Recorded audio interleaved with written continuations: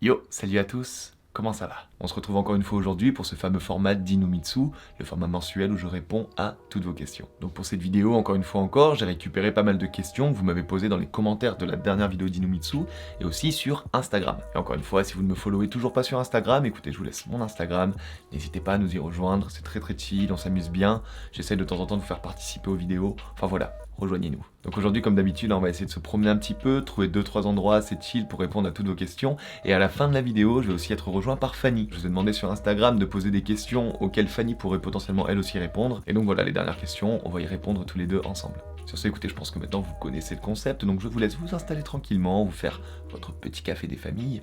Nous, on ne va pas perdre plus de temps. C'est parti.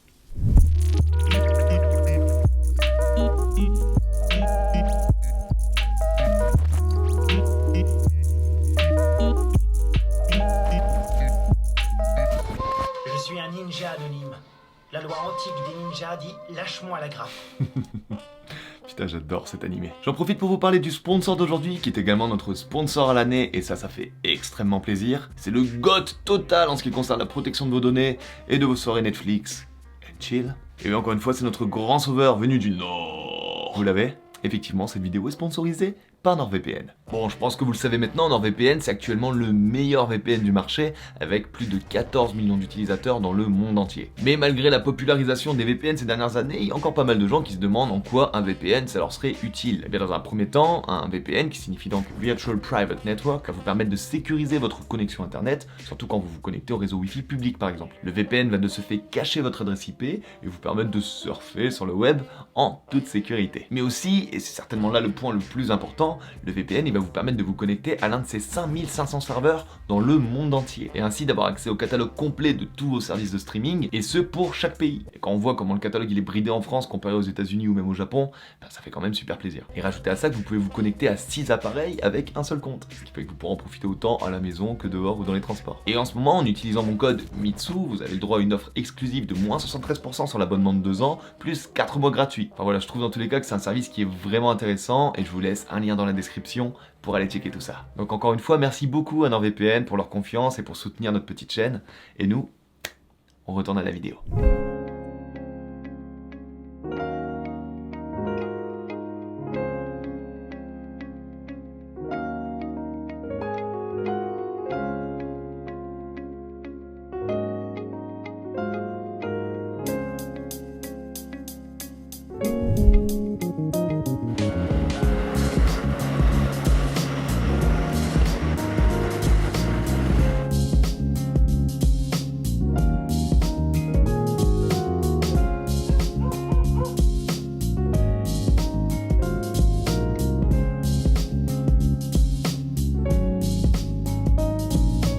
Yo, du coup là je suis posé dans un petit parc pour enfants comme vous pouvez voir, un petit peu ambiance Squid Game. Alors je vais juste préciser un truc, là en ce moment il est 6h30 du matin. Et en fait ce qui se passe c'est que là depuis peu de temps en fait j'ai les boulots de modèle qui ont repris. Là en ce moment j'ai un événement qui dure sur 10 jours où je travaille de 9h jusqu'à 20h, 21h le soir. Et du coup il faut que j'y sois 1 heure avant etc. Et du coup ça fait que là je me suis levé à 4h du matin pour tourner la première partie de cette vidéo. Enfin voilà, c'est beaucoup de boulot en ce moment mais je continue de tourner les vidéos, je travaille pour vous donc n'hésitez pas, pouce en l'air, tout ça. Enfin voilà, ceci étant dit, on va commencer à répondre à vos questions. Alors la première question, elle nous vient de Chloé Beau qui nous dit « Bonjour Mitsu, petite question, vous évoquez parfois le masque que les Japonais peuvent avoir en société. Mais du coup, lorsqu'on est en couple avec un Japonais et une Japonaise, quand est-ce qu'on découvre son vrai visage ?» Alors je vais te parler le plus sincèrement possible en tant que personne qui a eu plusieurs histoires d'amour avec des japonaises. Tiens juste à préciser aussi qu'on a fait une vidéo avec Louis sur sa chaîne à lui où on débunk un petit peu pas mal d'idées reçues justement sur le fait de sortir avec un japonais et une japonaise.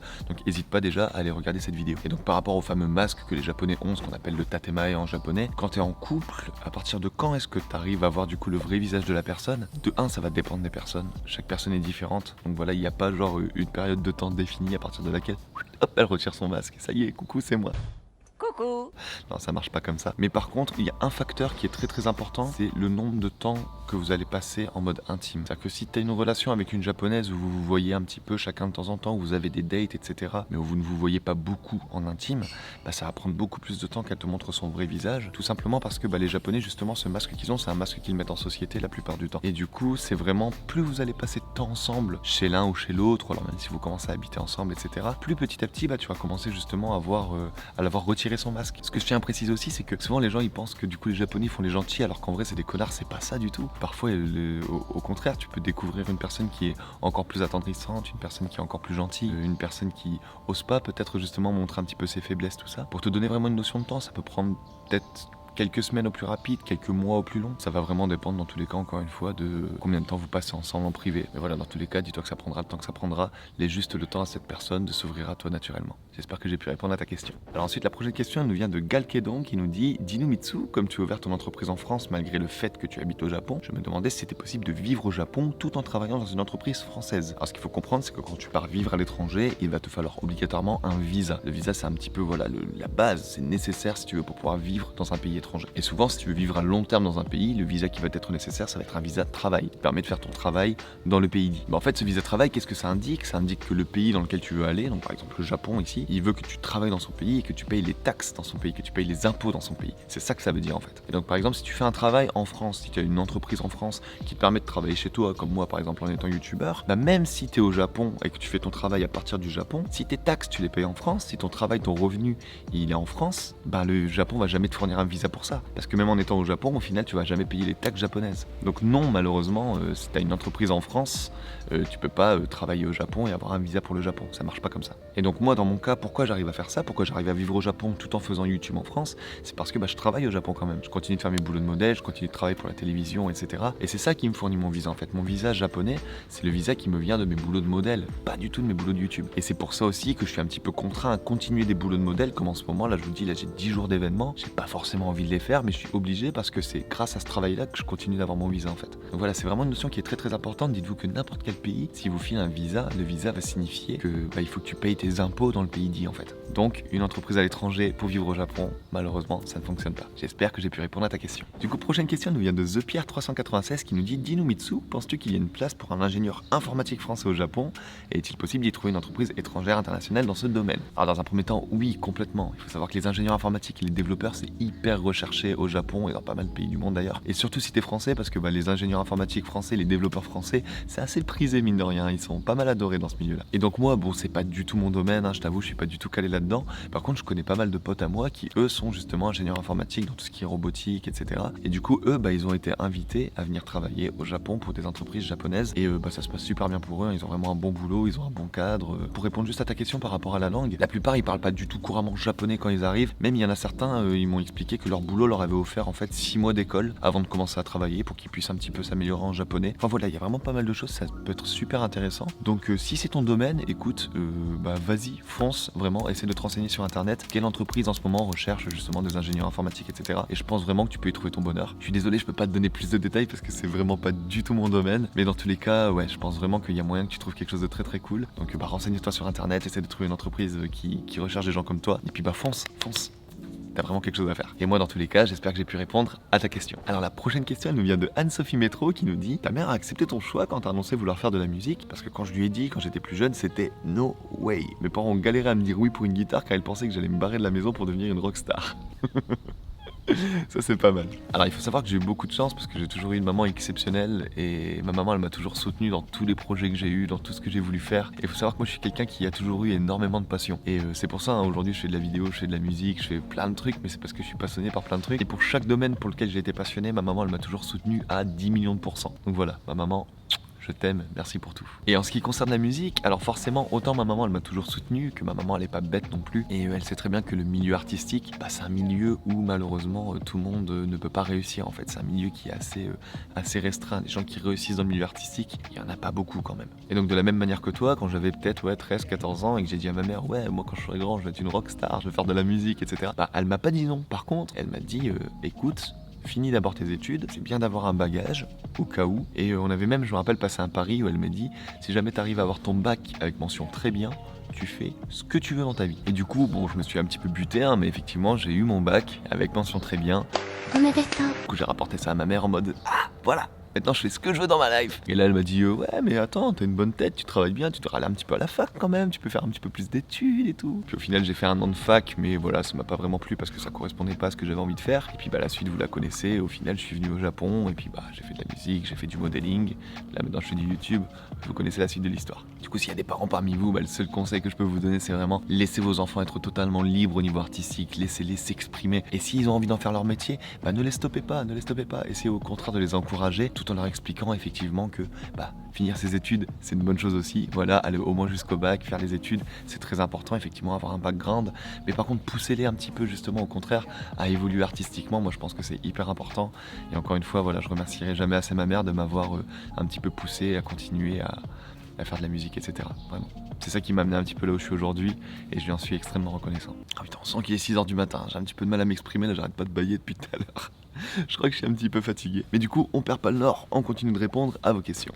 Alors la prochaine question, elle nous vient de Lutti qui nous dit « Dinomitsu, lorsque le Covid sera passé et que les émissions reprendront, que privilégieras-tu, YouTube ou la télé, le modeling ?» Écoute, là le Covid n'est pas du tout terminé, mais déjà les boulots de modeling ils commencent à vraiment pas mal revenir. Je t'avoue, mon emploi du temps c'est du grand n'importe quoi. Là pour vous donner un exemple, vraiment ce mois-ci, du coup là j'ai 10 jours d'événements encore une fois. Je travaille du matin jusqu'au soir, sauf que en plus de ça j'ai mes vidéos à tourner, à monter. J'ai des vidéos pour Louis à monter, j'ai des vidéos pour Tev à monter. Encore une fois, comme j'expliquais tout à l'heure, dans tous les cas je suis obligé de privilégier un petit peu les boulots de modeling parce que c'est ça qui me donne mon visa au Japon. C'est-à-dire que si je fais pas suffisamment de boulot de modèle, je peux pas rester au Japon. Mais par contre, YouTube ça fonctionne bien et moi je me plais beaucoup sur YouTube, j'adore faire des vidéos et du coup j'ai envie de continuer à faire des vidéos aussi. Donc ce qu'il faut en fait c'est que j'arrive vraiment à trouver un équilibre, avoir suffisamment de jobs de modèle pour pouvoir continuer de vivre au Japon et voilà, pour avoir un revenu convenable au Japon et payer mes taxes au Japon, mais avoir quand même suffisamment de temps pour faire du YouTube parce que j'ai envie de continuer, de vous proposer une vidéo par semaine, j'ai envie de continuer de pouvoir faire des reportages comme ceux que j'avais fait sur les gangs de tuning au Japon, pouvoir faire des Dinomitsu, pouvoir faire de l'urbex avec Fanny, etc. Oula, j'ai fait tomber mon téléphone. Merci Rhinoshield. Au final, ce que j'aimerais bien, moi, c'est faire un petit peu moins de boulot d'événementiel comme j'en fais là en ce moment pendant 10 jours et faire beaucoup plus de boulot pour la télévision. Et là, je vous avoue, j'ai eu un meeting avec mes managers de mon agence il y a pas très longtemps. J'ai rencontré une personne qui a produit pas mal de gens qui ont fini à la télévision et des gens qui sont assez connus maintenant. Et cette personne, elle est assez chaude en fait pour essayer de me promouvoir un petit peu, pour me faire passer dans des émissions de télé. Donc voilà, je peux pas trop vous en dire, mais il y a des choses qui sont en marche. Et voilà, j'espère juste vraiment au final pouvoir trouver un espèce d'équilibre entre YouTube et mon travail au Japon, parce que j'ai envie d'arrêter ni l'un ni l'autre. Et voilà, j'ai vraiment envie de m'épanouir dans les deux domaines. J'espère que j'ai pu répondre à ta question. Alors du coup, prochaine question, et c'est la dernière question avant qu'on change d'endroit, c'est une question qui nous vient de Rao. J'ai adoré la partie japonaise de cette vidéo avec les sous-titres. Pourrais-tu faire une ou plusieurs vidéos en japonais sous-titrées français? Je pense qu'on est plusieurs à s'intéresser à la langue et ça peut aider d'avoir quelqu'un qui parle un bon japonais tout en profitant de tes sujets intéressants. Alors écoute, dans un premier temps, ça me fait super plaisir que la vidéo t'ait plu, vraiment merci beaucoup. Et alors en ce qui concerne les sous-titres, j'en avais peut-être déjà parlé, mais je vais vraiment préciser la chose. Louis en avait parlé aussi, mais en fait, je pense que vous vous rendez pas compte de la charge de travail que c'est que de mettre des sous-titres sur une vidéo. C'est-à-dire que vous prenez tout le temps que vous mettez à faire une vidéo, admettons un montage, vous allez mettre, admettons, 10 heures de montage pour faire une vidéo. Dites-vous que juste les sous-titres, vous rajoutez au moins la moitié. Et des fois, on a juste pas le temps. On peut pas se permettre en fait de perdre du temps juste pour les sous-titres. C'est pour ça que la dernière fois c'était forcément une interview de Hina-chan.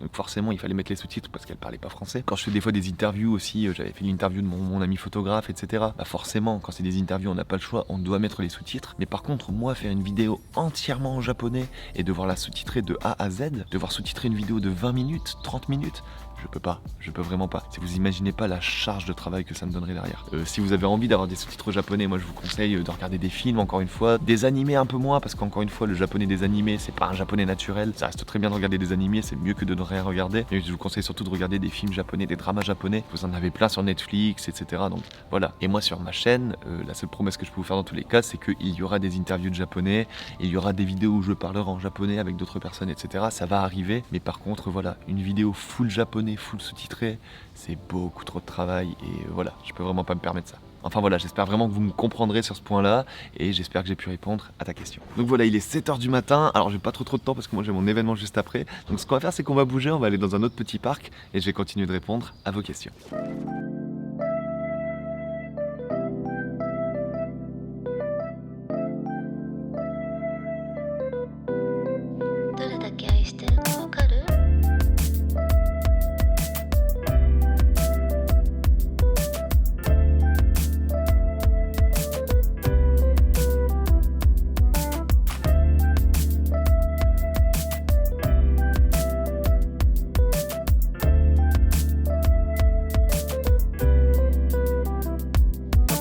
Donc voilà, là on est posé dans un petit quartier que moi j'aime beaucoup. C'est un quartier qui fait très époque Showa. Ça fait un petit peu années 60, 70, 80, que ce soit au niveau des bâtisses, au niveau des magasins, tout ça. C'est vraiment un quartier que j'aime beaucoup, c'est très chill. Donc là bon, c'est le petit matin, vous allez peut-être voir des gens passer derrière, c'est les gens qui partent au boulot pour la plupart. Mais du coup voilà, nous on en profite, on continue de répondre à vos questions. Alors du coup, prochaine question, elle nous vient de Adeline N qui nous dit: coucou Mitsu, j'ai une question.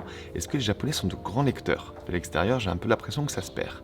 Merci pour tes vidéos et les rendez-vous de Dinomitsu, je suis fan. Merci beaucoup, ça me fait super plaisir. Alors moi je t'avoue, moi déjà j'aime beaucoup lire, j'aime énormément lire, même si effectivement je le perds un petit peu parce que je suis occupé à faire beaucoup d'autres choses. Je suis plus occupé à faire du montage, à faire des vidéos, à faire de la musique, à faire du modeling, etc. J'ai plus trop le temps de me plonger dans un bon bouquin, même si je t'avoue que des fois j'adorerais pouvoir faire ça. Et donc en ce qui concerne les Japonais, alors moi l'image que j'en ai, c'est que déjà au niveau des mangas, les Japonais lisent énormément de mangas. Alors ça peut paraître un petit peu cliché, mais vraiment le manga c'est incroyable, c'est vraiment dans la culture japonaise, ce qui fait que je pense qu'il n'y a pas un Japonais qui ne lit pas de manga. Et en ce qui concerne les bouquins, on croise des Japonais plus ou moins vieux ou jeunes en fait, qui ont des bouquins et qui en lisent dans le métro, dans le train. Donc c'est pas quelque chose de rare, c'est quelque chose que je vois assez souvent, ce qui fait que moi j'ai quand même l'impression que y a pas mal de Japonais qui lisent des bouquins, même si effectivement dans les jeunes générations ça se perd un petit peu plus. Mais du coup ce que j'ai fait, c'est que j'ai été chercher des chiffres. Donc là j'ai des chiffres devant moi, sur une étude qui a été faite au Japon en 2020, donc c'est vraiment très récent. Et du coup si on regarde ça, ça nous dit qu'il y a 47% de la population, donc un petit peu moins de la moitié, qui dit qu'elle ne lit pas du tout. On a 37% de la population qui dit qu'en un mois elle lit entre 1 et 2 livres, 8% de la population qui dit qu'il lit entre 3 et 4 livres, et le reste du pourcentage ça se partage entre les gens qui lisent entre 5-6 livres, plus de 7 livres, ou les gens qui savent pas vraiment combien ils lisent, mais dans tous les cas ils lisent des bouquins. Donc ça nous fait quand même plus de la moitié de la population qui lit au minimum 1 ou 2 bouquins. Donc même moi ça m'a un petit peu surpris, mais effectivement, écoute, les Japonais apparemment ils lisent beaucoup de bouquins. Et moi en tant que personne qui aime beaucoup les livres, ça me fait super plaisir. Et si vous aussi vous êtes intéressé par la lecture, n'hésitez pas à me dire dans les commentaires si ça vous intéresserait un format, que ce soit sur YouTube, sur Twitch, sur Instagram, je sais pas encore, où je vous présenterai un petit peu mes meilleures lectures, par exemple les bouquins que je préfère, les mangas que je préfère. Et écoutez, si ça vous intéresse, moi ça me ferait plaisir de vous partager tout ça.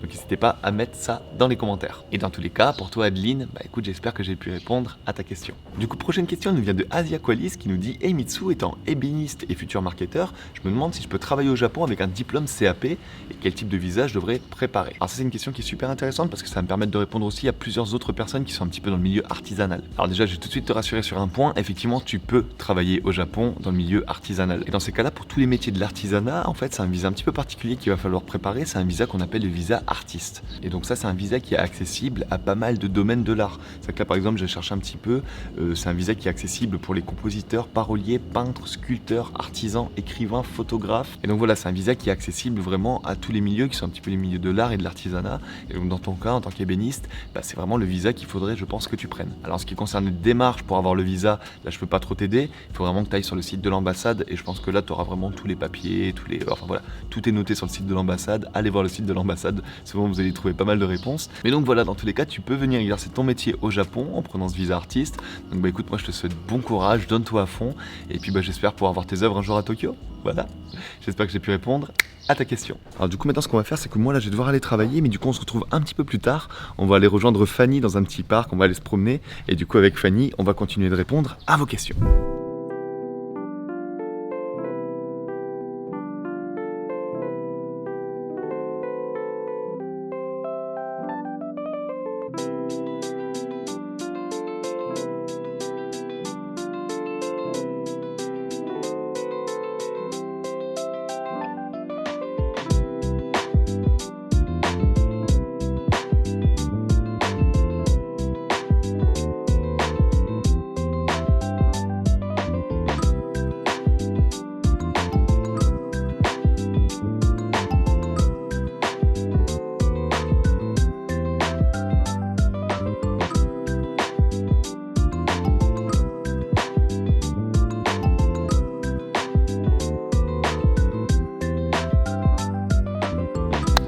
Comme vous avez pu le voir sur les images, on est maintenant au parc Mizumoto et je ne suis pas tout seul, je suis avec Fanny que vous avez déjà vu, hein, que vous connaissez d'ici Japon Corp, que vous avez vu, on a fait le Fujiku ensemble, etc. Et du coup voilà, maintenant ce qu'on va faire, c'est qu'on va répondre aux questions donc Instagram. Il y en a certaines qui m'ont été posées à moi, certaines qui ont été posées à Fanny, certaines qui nous ont été posées à tous les deux. Et on va essayer d'aller vite sur ces questions, hein, c'est les questions Instagram. Donc voilà, on a à peu près une petite dizaine de questions je pense. Donc c'est parti, on répond à vos questions. Du coup c'est parti, première question, elle vient de Redmania qui nous dit: êtes-vous ensemble ou pas? Il y a encore des gens qui nous posent la question. Non mais sérieux, vous avez vu notre Instagram respectif? Non, on n'est pas du tout ensemble. Non, pas du tout, non. Mouah. Donc une bonne fois pour toutes, oui, on est ensemble. Et j'ai vu qu'il y a des gens qui étaient en mode ouais, peut-être qu'en fait ils font semblant, etc. Non, je vais pas faire semblant sur ça et je pense que Fanny non plus. Donc voilà, pour répondre à ta question, Redmania, oui, effectivement, nous sommes ensemble. Du coup, la prochaine question nous vient de Steph Fox qui nous dit: à quand les explorations urbex? Ce serait tellement génial. Alors en vrai, l'experte en urbex, c'est elle, c'est pas moi. Moi, je vous avoue, j'en ai pas trop fait. Comme je l'avais déjà dit dans la vidéo précédente, on en avait fait un petit peu quand on était en France. Moi, je l'avais accompagné sur un urbex, on avait été dans un hôtel, je crois, c'est ça? Un hôtel abandonné. Ouais, et c'était super cool en fait. Et comme toi, je sais que tu as envie d'en faire. Moi, ça fait des années que j'en fais de l'urbex, ça fait au moins 10 ans, je pense, voire plus. Et, du coup, voilà, ouais. Moi, je la suis un petit peu là-dedans, quoi. Et puis, ouais, non, on va en faire. Alors, je sais pas exactement quand ça va arriver parce que là, je vous avoue, en ce moment, la fin d'année, j'ai pas beaucoup de temps pour moi. Mais dans tous les cas, ce contenu va arriver. On a trop envie de le faire. On va essayer de trouver des bons endroits qui n'ont peut-être pas encore été faits sur YouTube. Mais voilà, dans tous les cas, ces vidéos arriveront. Ne t'en fais pas. Alors, du coup, prochaine question. Alors là, je pense que c'est une question qui est destinée à Fanny directement. C'est une question qui nous vient de MSLR No Sekai qui nous dit: quand Fanny voyage? Donc je pense que c'est le voyage que tu mets sur Instagram. Est-ce que c'est pour la TV? Est-ce que c'est pour le modeling? Alors du coup, c'est quoi ces stories que tu nous postes à chaque fois? Explique-nous. C'est pour le modeling, oui. C'est pas pour la télé, c'est pour faire des pubs en fait. C'est une agence qui s'appelle Japan Kulu qui s'occupe de faire des pubs pour les régions partout dans le Japon. Souvent, ils font appel à moi parce qu'ils ont besoin d'une modèle étrangère pour figurer dans leurs pubs. Voilà, tout simplement. Voilà, donc c'est ce que vous avez pu voir si vous regardez un petit peu les stories de Fanny, donc souvent où elle est en train de se promener, elle va dans des endroits très cool et tout. Et c'est cool parce qu'en ce moment t'en fais pas mal, je trouve, t'en fais plusieurs par mois. En ce moment j'en fais plus qu'avant, là ça fait 1 an que je travaille avec eux et il y en a de plus en plus, donc c'est trop bien. Et Japan Kulu, pour les gens qui connaissent, c'est aussi ceux qui travaillaient avec Ichiban Japan un petit peu avant. Et c'est pour ça qu'il y a certains membres de Japan Kulu, vous avez certainement vu dans les vidéos de Guigui, comme Naoki, etc. Donc en fait tout le monde est un petit peu lié. Du coup pour les gens qui sont pas encore abonnés, je vous laisse l'Instagram de Fanny et l'Instagram de Japan Kulu. N'hésitez pas à aller les follow, leur travail est très cool. Enfin voilà, je vous laisse ça, allez-y, allez vous abonner. Alors du coup la prochaine question elle nous vient de Roman SVN qui nous dit: quelle est la différence entre Gaikokujin et Gaijin, car Louis et toi utilisez un terme différent? Alors la différence en fait elle est toute conne, c'est juste que les japonais ils ont tendance en fait à raccourcir les mots.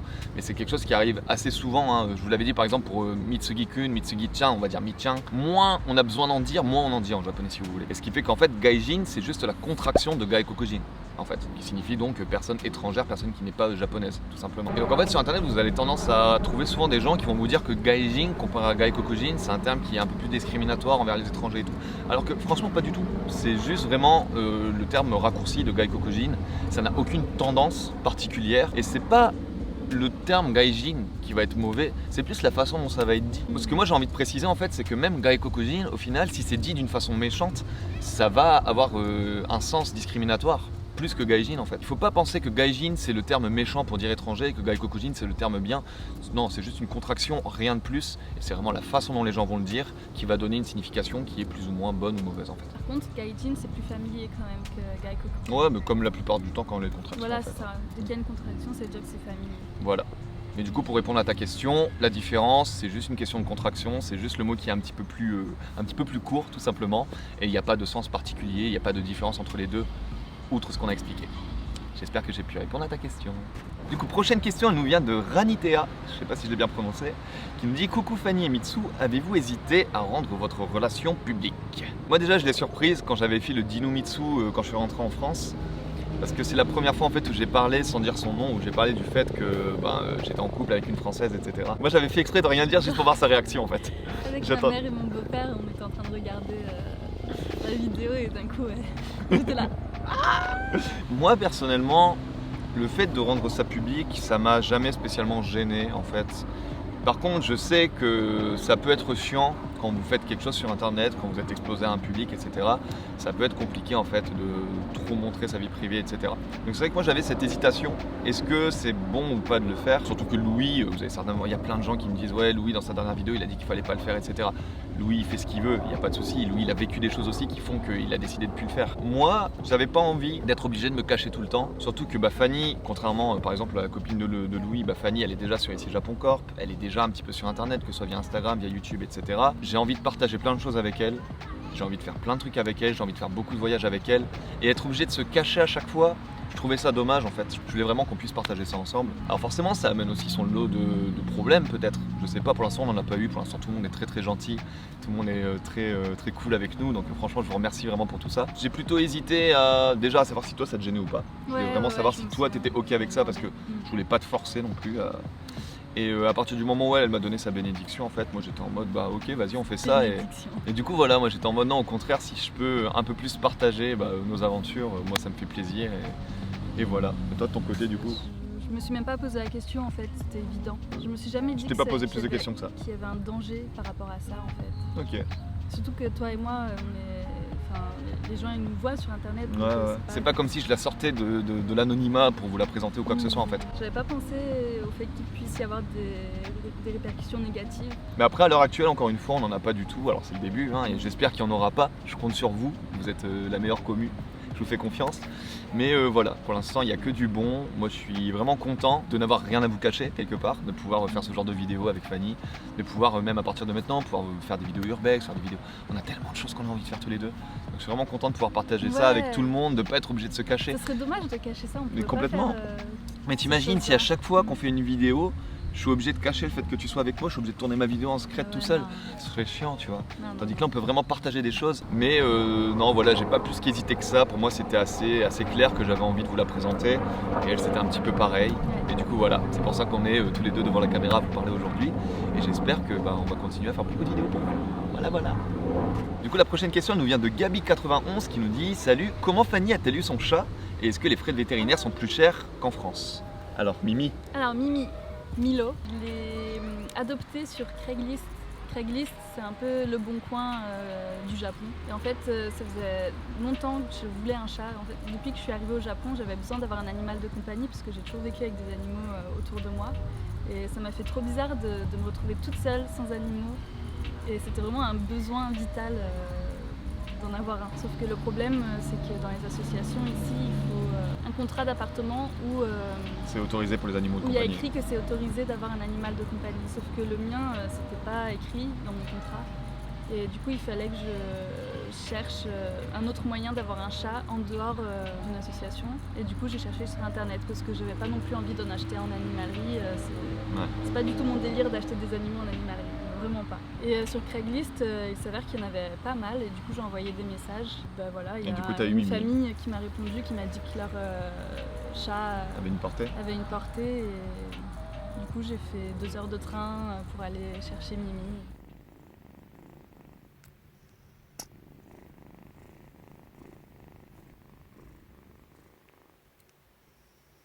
Et du coup, pour les frais de vétérinaire Les frais vétérinaires, ça dépend des quartiers. Il y a des quartiers, c'est archi cher. Je pense que c'est pareil qu'en France. Ça dépend des quartiers. Ok, ça, j'étais pas au courant du tout.